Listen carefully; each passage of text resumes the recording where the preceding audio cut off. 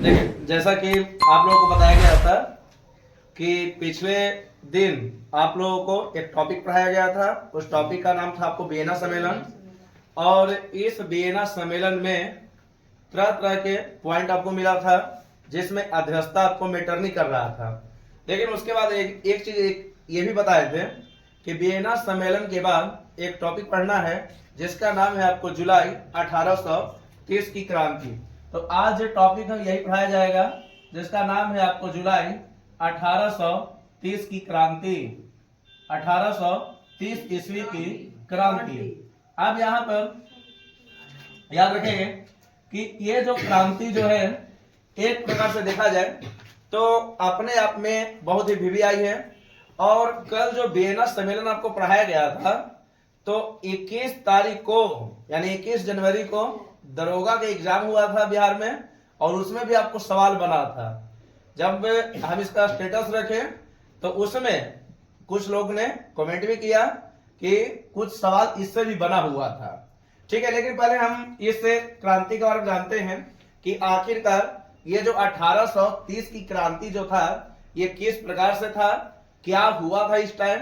और आपको ये भी बताए थे, शुरुआत जब टॉपिक स्टार्ट कर रहे थे तो उस समय ये भी बताया गया था कि दो टॉपिक आपको इसमें पढ़ना क्रांति में। एक पढ़ना है आपको जिसका नाम है आपको 1830 की क्रांति, उसके बाद पढ़ाया जाएगा जिसका नाम है आपको 1848 की क्रांति। तो दोनों क्रांति आपको पढ़ना है, लेकिन बारीक बारीक से पढ़ना है। पहले 1830 की क्रांति को समझते हैं। और ये जो क्रांति था, इसके लिए एक राजा का नाम याद रखेंगे, क्योंकि इस समय एक शासक था। इस शासक का नाम था, जिसका नाम था आपको चार्ल्स टेन। अब यहां पर यह समझने का प्रयास करेंगे कि ये जो चार्ल्स टेन जो था, ये जब ये क्रांति घट रहा था यानी क्रांति हो रहा था, तो इस समय चार्ल्स टेन एक राजा था। पहले इस चार्ल्स टेन के बारे में जानते हैं, समझते हैं, और इसके बारे में कुछ आपको बताने का प्रयास करते हैं। लेकिन ध्यान रखना है कि जुलाई 1830 की जो क्रांति है, ऐसा भी नहीं कि बहुत बड़ा टॉपिक है, छोटा ही टॉपिक है, मिनी टॉपिक है। और इसको मेन है समझना कि आप किस प्रकार से समझते हैं और इसको जानते हैं। देखिए, अब यहां पर ये जानेंगे कि जुलाई 1830 की क्रांति के समय एक व्यक्ति था जिसका नाम था आपको चार्ल्स टेन। यही राजा था और इसी के शासन काल में यह क्रांति आपको हुआ था। अब ये जो चार्ल्स टेन है, इसके बारे में ये कहा जाता है कि चार्ल्स टेन जो व्यक्ति था, ये एक प्रकार का निरंकुश व्यक्ति था, निरंकुश शासक था। अब यहां पर जानो हल्का सा क्या है निरंकुश का मतलब क्या होता है। देखें, सबसे पहली बात, इसके बारे में कुछ विशेषता ये भी कहा जाता है। ऐसे भी प्रत्येक व्यक्ति की अपनी अपनी विशेषता होती है, कोई अच्छा भी होता है, कोई बुरा भी होता है, कोई लंबा भी होता है। चलो ये तो विशेषता नहीं है, लेकिन हाँ एक विशेषता ये भी होगा कि अच्छा बुरा प्रत्येक में कोई ना कोई आपको गुण छुपा रहेगा। लेकिन एक चीज और याद रखेंगे कि कोई भी व्यक्ति 100% परफेक्ट नहीं होता है। ऐसा नहीं कि आप किसी को बोल दो कि 100% वो अच्छा है, या ऐसा नहीं बोल दो कि 100% बुरा है। ठीक है, कोई भी व्यक्ति 100% बुरा भी नहीं होता है और कोई भी व्यक्ति 100% अच्छा भी नहीं होता है।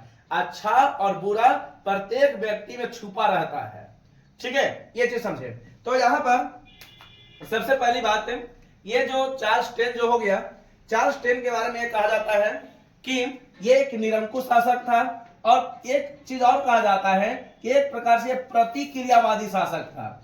अब बारी बारी समझते हैं कि निरंकुश क्या होता है, प्रतिक्रियावादी क्या होता है। ऐसे भी प्रतिक्रिया का मतलब होता है तुरंत उत्तर दे देना। ठीक है, तुरंत उत्तर का मतलब हो गया, जैसे आप मान लेते हैं कि आप किसी भी व्यक्ति को, पुराने समय में कोई भी अगर किसी व्यक्ति को मार देता था, ठीक है, या महात्मा गांधी का उदाहरण लेते हैं, तो महात्मा गांधी का एक उदाहरण आपको बहुत ज्यादा चर्चित भी है कि अगर उन्हें कोई गाल एक गाल पर मारता था तो तुरंत वो दूसरा गाल मतलब दे देते थे। ठीक है, यानी तुरंत उसको उत्तर नहीं देते थे, उन्हें प्यार से समझाते थे। जबकि प्रतिक्रियावादी का मतलब यह होता है कि अगर कोई व्यक्ति इसको डांट रहा है या कुछ बोल दिया तो तुरंत इसको ये उत्तर देने के लिए तत्पर था। अगर कोई व्यक्ति एक थप्पड़ मार दिया तो सामने लोग 4 थप्पड़ मार देता था। ये होता था प्रतिक्रियावादी। तो चार्ल्स टेन की सबसे बड़ी खूबी ये था कि आपको निरंकुश भी था। निरंकुश का मतलब हो गया अपनी बात मनवाना। ठीक है, ये जो बोल दिया वही होगा। अत्याचारी एक प्रकार से कह सकते हैं।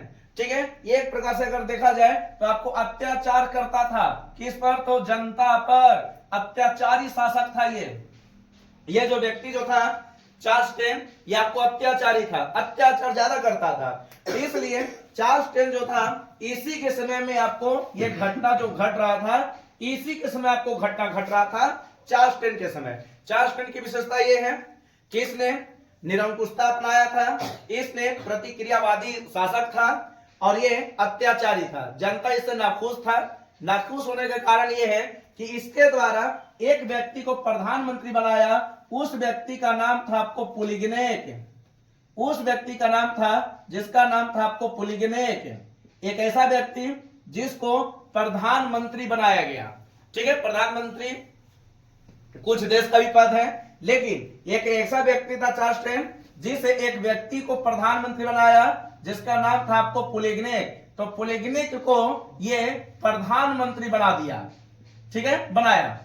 अब यहां पर जानेंगे कि राजा खुद निरंकुश था, तो संभव है कि जैसा राजा होगा वैसा ही पुलिगनेक भी होगा, संभव बनता है। ठीक है, कभी कभी ये पूरी तरह से संभव होता है कि जैसा राजा हो सकता है कि उन्हें आने वाला जो व्यक्ति पद पर बैठेगा, हो सकता है कि वो भी आपको प्रतिक्रियावादी होगा, निरंकुश होगा या अत्याचारी होगा।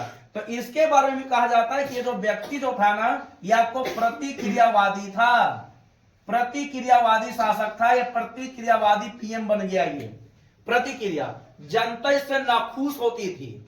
ठीक है, जैसे कहने का मत जानो हल्का सा, जैसे मान लेते हैं कि कोई भी व्यक्ति अगर प्रधानमंत्री बन जाए, तो प्रधानमंत्री का जो सबसे बड़ा, भले ही उसके पास पावर है, लेकिन प्रत्येक जनता को उसको खुश रखना है।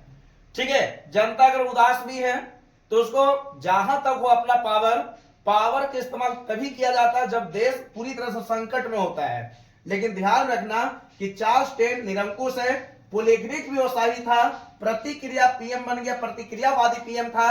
ठीक है, प्रतिक्रियावादी पीएम था। उसके बाद ये भी अत्याचार करता था जनता पर, और ये भी एक प्रकार से निरंकुशता था, इसमें भी निरंकुश था। ठीक है, ये स्वयं की बात मानता था, जनता का कोई भी बात नहीं मानता था। इसमें सबसे विशेषता आपको यही मिलता है। अब बात ये रहा कि अब ये जो पुलिगनेक जो था, धीरे धीरे समय बीतते गया और इसने फ्रांस में एक बहुत बड़ा नियम को हटा दिया। उस नियम का नाम था आपको समान नागरिक संहिता। समान नागरिक संहिता, बार बार समझने का प्रयास करें क्या है इसे। समान नागरिक संहिता को ये समाप्त कर दिया, समान नागरिक संहिता को ये समाप्त कर दिया। अब यहां पर नाम से स्पष्ट है कि समान नागरिक संहिता का मतलब एक प्रकार से नियम, सभी व्यक्ति को आपको समान नियम के अनुसार देखा जाएगा। ठीक है, इसको समाप्त करने के लिए आपको पुलिगनेक को दिया जाता है।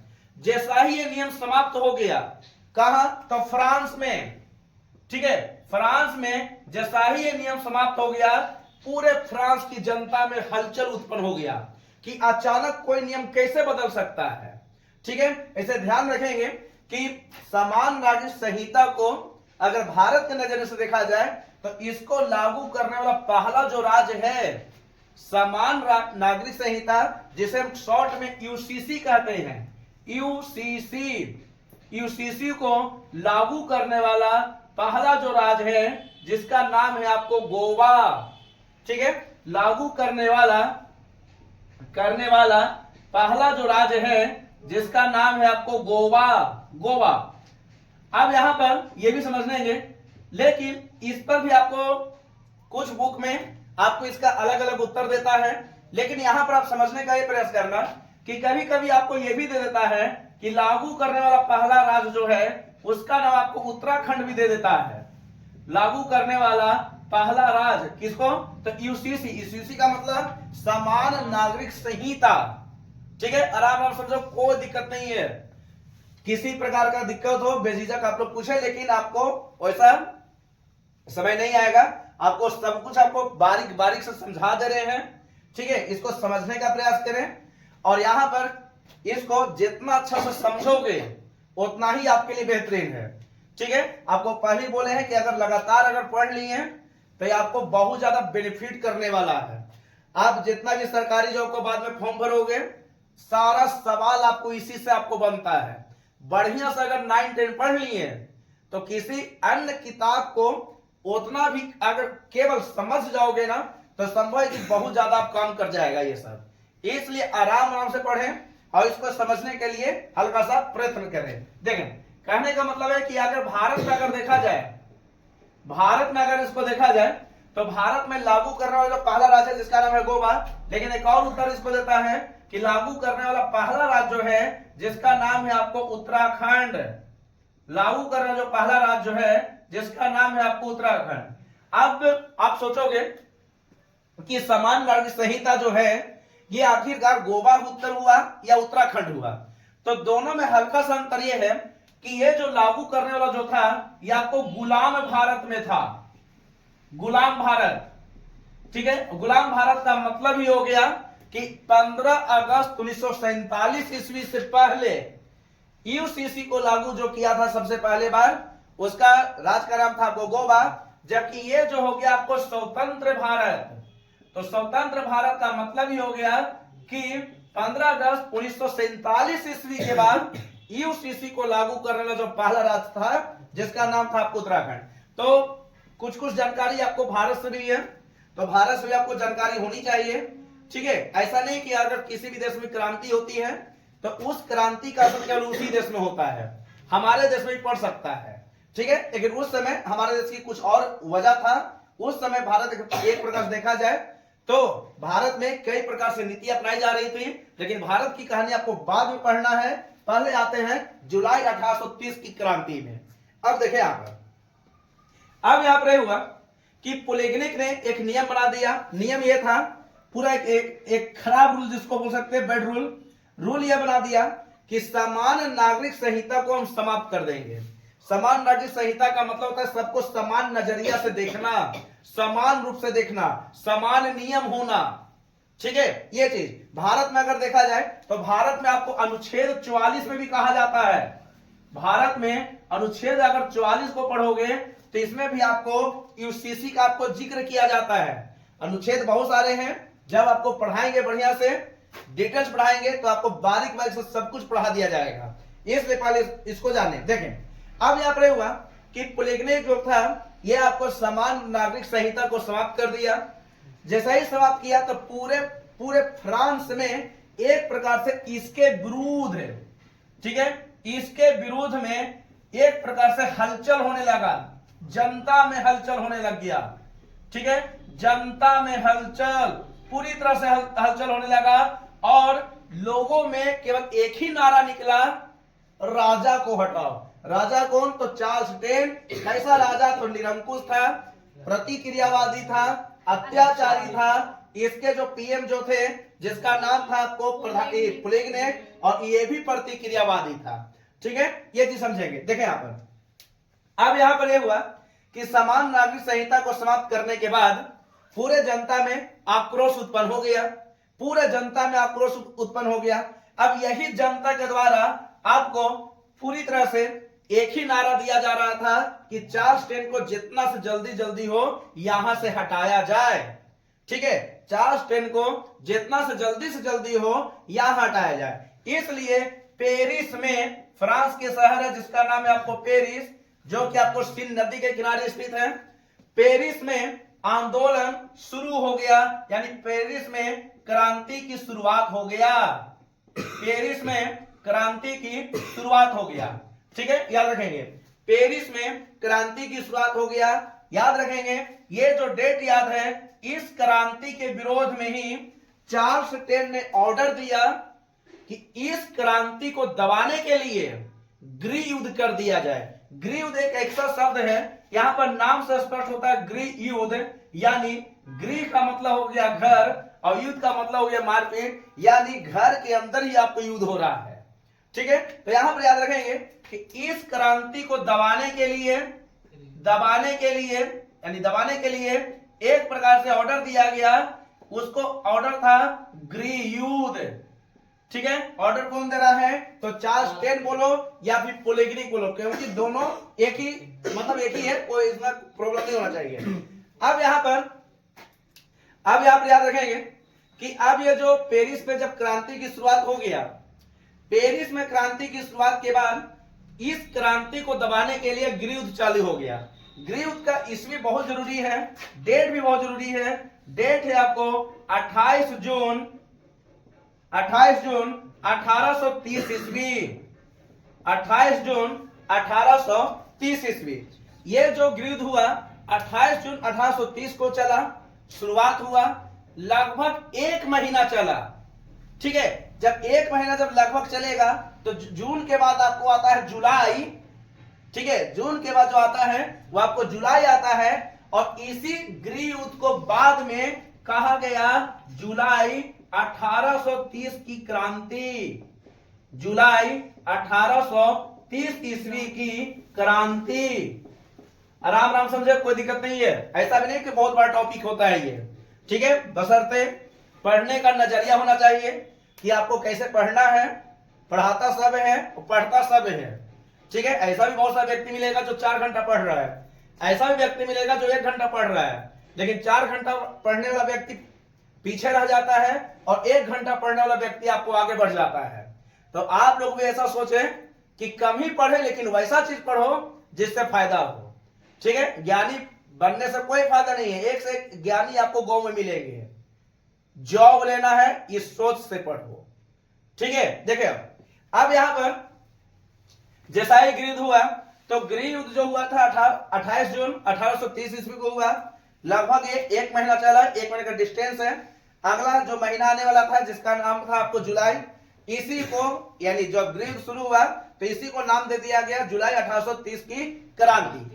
यह क्रांति इतना भीषण था, ठीक है, जनता में आक्रोश था, जनता में केवल एक ही सोच था, एक ही डिपेंड ये कर रहा था कि हम इस राजा को भगा देंगे, और इसका रिजल्ट ये निकला ना, इसका परिणाम ये निकला कि राजा फ्रांस छोड़कर भाग गया, और चार्ल्स यानी जो राजा था जिसका नाम था आपको चार्ल्स टेन, ये फ्रांस छोड़ गया। यानी एक प्रकार से माना जाता है कि चार्ल्स टेन गद्दी छोड़कर भाग गया। ठीक है, ये चीज समझेंगे। देखें अब यहां पर मेन जो पॉइंट है, पहले इसको जानने का प्रयास करें कि आखिरकार इसमें क्या है। कि जैसा ही गृहयुद्ध शुरू हुआ तो इस गृहयुद्ध में चार्ल्स टेन जो था ये गद्दी छोड़कर भाग गया। अरे भीड़ का कोई नामो निशान नहीं होता है, भीड़ कभी भी आकर किसी को पीट सकती है। ठीक है, भीड़ का कोई भी नामो निशान नहीं होता है। तो यहां पर ध्यान रखेंगे कि चार्ल्स टेन को लगने लगा कि लगता है कि अब हम पिटा जाएंगे, इसलिए ये गद्दी छोड़कर क्या हुआ तो भाग गया। जब जसाई भागा तो क्या लगता है कि पोलिग्निक रहेगा, ये नहीं रहेगा, ये भी भाग गया। और भाग कर कहा गया, याद रखेंगे, भाग कर चला गया आपको इंग्लैंड। फ्रांस में था, जबकि भागा कहां तो इंग्लैंड चला गया। ठीक है, इस प्रकार से ये जो क्रांति था ये पूरी तरह से आपको समाप्त हो गया। और इस क्रांति की सबसे बड़ी देन ये भी माना जाता है कि इसने इस क्रांति में एक वंश को समाप्त किया जिसका नाम था आपको बुर्बो वंश का समाप्ति हो गया। बुर्बो वंश की समाप्त हो गया, इसमें समाप्ति। अब यहां पर ये जो टॉपिक जो होता है एक अपने आप में बहुत वीवीआई टॉपिक है। देखिए आप पे बढ़िया से अगर पढ़ोगे आप ही के लिए फायदा है। ठीक है, अगर आप नहीं पढ़ोगे नुकसान आपको भी होगा, मम्मी पापा को भी होगा, क्योंकि मेहनत से आप लोगों को पढ़ा रहे हैं और आप लोग पूरी तरह से इसको पढ़ने पर भी ध्यान दें। ठीक है, इसलिए आपको बार बार बोला जाता है कि आराम से इसको समझें, कोई भी दिक्कत होगा बेझिझक आप लोग पूछें। और यहाँ पर यह भी ध्यान देना कि आपको ऐसा सा टॉपिक आपको बता देंगे जिसमें आपको दिक्कत होने वाली बातें नहीं है। ठीक है, हर एक टॉपिक को, हर एक पॉइंट को बारीक बारीक से आपको समझा दिया जा रहा है, इसलिए इसको अच्छे समझने का प्रयास करें। बात यह रहा कि जुलाई 1830 की क्रांति तो हो गया, लेकिन इसके बाद एक और टॉपिक आपको बचता है। उस टॉपिक का नाम है आपको 1848 ईस्वी की क्रांति, जिसमें एक राजा आएगा जिसका नाम है आपको लुई फिलिप, जो कि आपको बताया जाएगा। ठीक है, पहले आप इसको उतारें।